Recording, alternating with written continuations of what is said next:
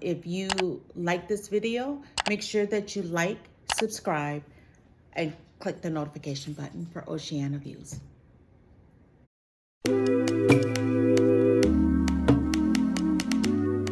to you personally about being a caregiver for your patient, in particular, someone who's having a BBL or lipo 360.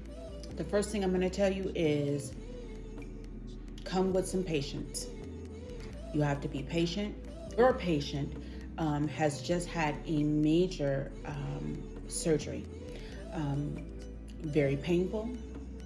You're going to see them in a position that you've never seen them in before. A lot of pain, and depending on your patient, they may have a lot of leakage as well. So if you are squeamish and you don't like blood, okay, either you're gonna go and be a good caregiver and ignore that and help them get through this process. The biggest thing that I would say for the patient themselves, depending on who you decide to ask to come and be a part of this, if you're not going to a recovery home, because you certainly have options to do that.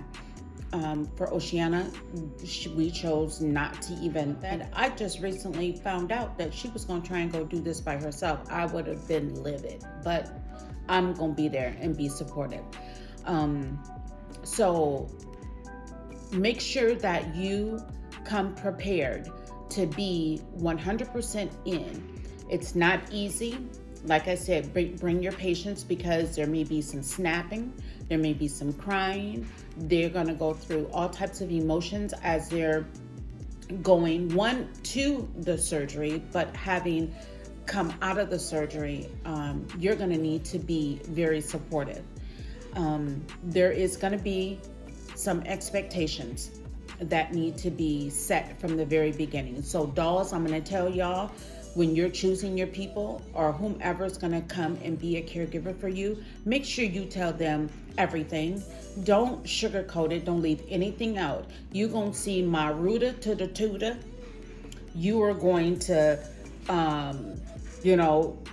look, we gonna get a rental, so you're gonna be my Uber. So if you don't like to drive, caregiver, that's something that you need to think about, and you need to share that with your patient to be.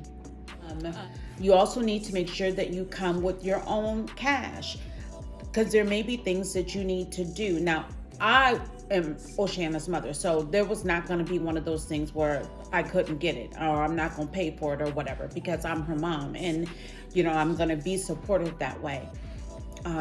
But if you are a caregiver that you don't have those means, you need to say that up front. Look, sis, I don't have no extra. I'm okay with coming because I know you got my ticket. I know you got me or whatever, but I won't have anything extra. Make sure you say that, because the last thing you want to do is, one, make your patient feel like, they can't recover because they got to keep handing you the wallet. Now, maybe you have an agreement that you make where you say, well, I'm going to put this up front, and then you give her receipts at the end, when you get ready to go back. But at the end of the day, be prepared to have some money, because there are going to be some out-of-pocket expenses, gas, etc. When you're helping your patient, the other thing to be mindful of is that they are in extreme pain. So you're going to need to make sure that when you're helping put on the faja, or you're changing dressings, or you're helping them get out of the bed, that you're consistent and make sure that you understand that touching them is going to hurt. So when they tell you, whoa, don't take it personal. Understand that, and some of us are heavy-handed. And so we don't know what that means when someone has just had the fat sucked out of all three parts of their body, the front, the back, the sides, and then whatnot. So make sure that you're being ginger when you're dealing with them. Also know that you're not going to get a lot of rest, especially for the first couple of days, because they're going to be up and down. And if you're intuitive and you're you know your patient, you're gonna wake up and be like, are they okay? You're hearing them move. And so because that shower curtain that you're putting under there and them chuck pads and whatnot, they crinkle. You can hear everything. And so just be mindful that you're going to be up and down. So when they're getting sleep, you might want to do the same thing. Like when, newborns, shoot, they used to tell you when your baby go down, you better go down. And that's exactly what you better do with your BBL patient. Because when they're up and moving, then you need to be mindful. And there are some dolls that don't recover as quickly as others. I will have to say, from my daughter's perspective, I was expecting the worst, but she came like a champ from day one. Day one post-op, she was already up and doing what she needed to do. And here's the other thing. I know that there's a lot of videos that get made and they talk about how you had to go and you got to floss somebody else's behind, your patient's behind. I didn't have to do that with my daughter. But in the event that you do, okay, look, keep it 100. And if you're going to be the caregiver, don't be going back telling people, I had to floss her ass when she was down. Don't do that to her, because at the end of the day, you are her caregiver. So you want to make sure that all those private, intimate details you keep to yourself. Sis, patients, y'all might want to have somebody sign a non-disclosure, because you know how some of y'all friends get down like that and they be over there telling Susie. Anyway, let's bring it back.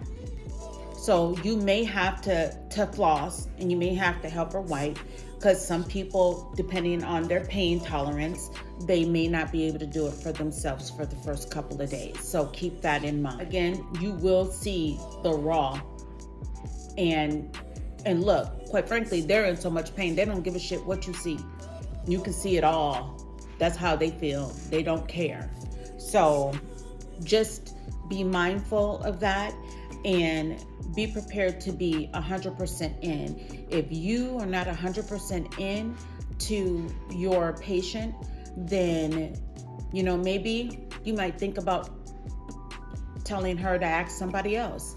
I don't think that any person would, at least I would hope not, take it personal if you said, unfortunately, you couldn't help.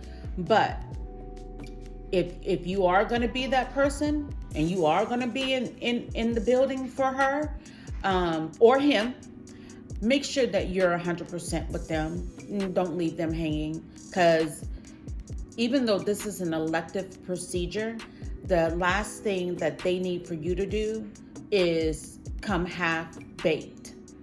Ain't nothing like getting something and it ain't done all the way. So keep it 100. Love them, pamper them, make sure that they're ready. Oh, the other thing. Now, I'm a cook. I like to cook.